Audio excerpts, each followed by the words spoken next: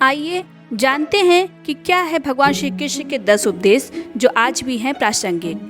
हिंदू धर्म में अलग अलग युगों और विभिन्न रूपों में भगवान अवतरित हुए, जिन्होंने अपने विभिन्न रूपों में कई लीलाएं की और भक्तों के लिए प्रेरणा स्रोत स्थापित किया।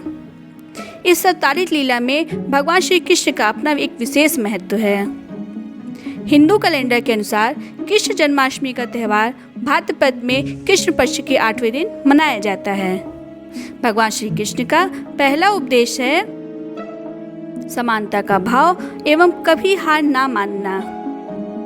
भगवान श्री कृष्ण एक राजकीय परिवार से जुड़े होने के बावजूद भी गोकुल में सर्व सामान की भांति रहे और अपनी लीलाएं करते रहे।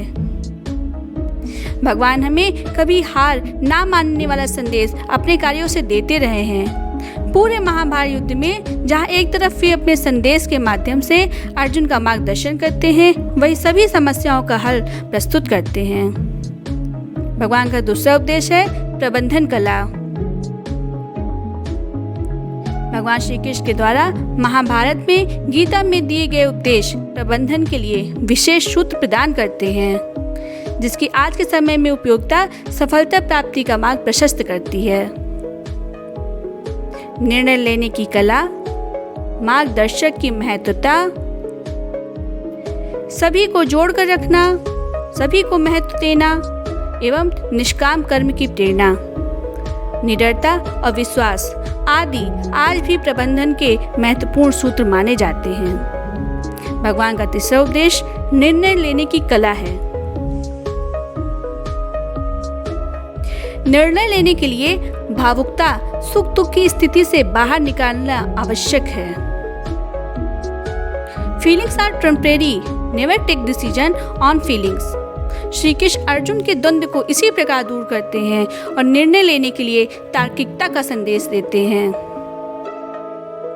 तब भगवान श्री कृष्ण अर्जुन को गीता का उपदेश देते हैं और बताते हैं कि कोई भी निर्णय बौद्धिकता और विवेक के आधार पर लिया जाना चाहिए।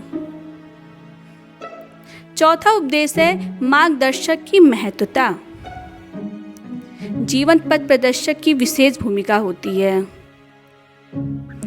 महाभारत में एक कथा आती है कि भगवान कृष्ण के पास अर्जुन और दुर्योधन दोनों आशीर्वाद लेने पहुंचे। तब प्रभु ने उन दोनों के सम्मुख 2 प्रस्ताव रखे। पहला, एक पक्ष मेरी नारायणी सेना ले सकता है और दूसरी तरफ मैं स्वयं रहूंगा, लेकिन अस्त्र नहीं प्रयोग करूंगा। अब आप दोनों स्वयं निर्णय करें कि क्या चाहिए। दुर्योधन ने सेना लेने का निर्णय किया, लेकिन अर्जुन ने मार्गदर्शक, प्रदर्शक, सारथिक रूप में भगवान श्री कृष्ण को चुना, क्योंकि अर्जुन जानते थे युद्ध में रणनीति और मार्गदर्शन की महत्ता सेना से कहीं ज्यादा है। आज भी हम देखते हैं कि ऐसे संगठन जिनके प्रबंधक श्रेष्ठ हैं, प्रतिभाशाली हैं, वह ऊंचाइयों पर अवश्य पहुंचते हैं। जैसे टाटा संगठन के रतन टाटा, इंफोसिस के नारायण मूर्ति, विप्रो के अजीज प्रेम जी आदि इनमें प्रमुख हैं। हमारे देश में इसी कारण शिक्षक को विशेष महत्व दिया गया है। 5वें उपदेश में सभी को जोड़कर रखना एवं महत्व देना आता है। भगवान श्री कृष्ण सभी को जोड़कर रखते थे, सभी को महत्व देते थे। नकुल और सहदेव युधिष्ठिर के छोटे भाई थे। जहां नकुल मेडिसिन में पारंगत थे और सहदेव एस्ट्रोलॉजी में पारंगत थे। दोनों ने ही पर्दे के पीछे से युद्ध में विशेष योगदान दिया, जिसके बिना सफलता की कल्पना करना शायद संभव नहीं था। आज भी सभी को साथ में रखना सफलता प्राप्ति एवं प्रबंधन का विशेष सूत्र माना जाता है। 6ठे उपदेश में भगवान निष्काम कर्म की प्रेरणा देते हैं।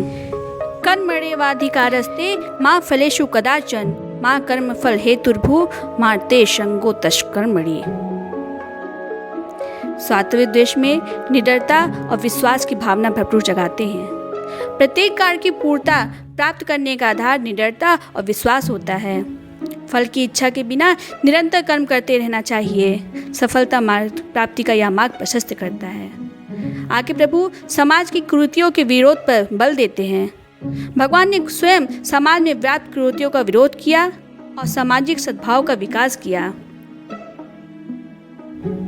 जिसके तहत आपने बाल रूप में भगवान श्री कृष्ण का माखन के बहाने सभी से जुड़ाव और समानता का संदेश। राजकीय परिवार का होने के बावजूद अन्य ग्वाल बालों के साथ गाय चलाना, खेलना समानता का ही उदाहरण है। भगवान ने निस्वार्थ प्रेम की स्वीकार्यता को समाज में स्थापित किया। आज राधा और कृष्ण का प्रेम की पवित्रता और महिलाओं के प्रति सामाजिक दृष्टिकोण में सुधार का हमें संदेश देता है। मित्रता का आदर्श भगवान श्री कृष्ण ने सबसे बड़ा संदेश दिया है। श्री कृष्ण जब द्वारिका नरेश हैं, तब आपने दरिद्र मित्र सुदामा के आने का समाचार सुनकर द्रवित होना और उनसे मिलना आज भी मित्रता की परिभाषा को एक नई ऊंचाई देता है। दसवें उपदेश में सामाजिक सरोकार का संदेश देते हैं प्रभु। भगवान श्री कृष्ण हम लोगों को सामाजिक सरोकार, आपसी सहयोग का संदेश देते हैं। गोवर्धन पर्वत को उठाने की घटना इसी प्रसंग से जुड़ी हुई है। जब भगवान इंद्र रुष्ट होकर वर्षा के जल के माध्यम से तबाही मचाते हैं, तो उस समय भगवान कृष्ण सभी ग्रामीणों को लेकर गोवर्धन पर्वत को उठाते हैं और सभी से उनकी मदद करने के लिए लाठी लगाकर सहयोग देने हेतु प्रेरित करते हैं। भगवान के उपदेश को अपनाकर आइए हम सब मिलकर जन्माष्टमी का यह महापर्व मना।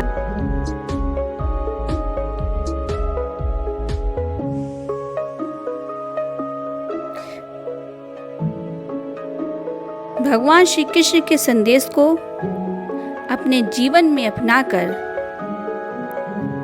उन्नति की ओर आगे बढ़ते हैं। जय श्री कृष्ण। कृपया मेरे YouTube चैनल को लाइक और सब्सक्राइब करें और जुड़ने के लिए www.sambhav.co.in पर क्लिक करें।